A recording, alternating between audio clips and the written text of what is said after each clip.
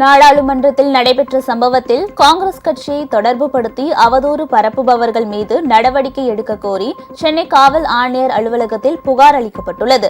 வடசென்னை கிழக்கு மாவட்ட காங்கிரஸ் தலைவர் திரவியம் தலைமையில் காவல் ஆணையர் அலுவலகத்திற்கு வந்த அக்கட்சியினர் இது தொடர்பான புகார் மனுவை அளித்தனர்.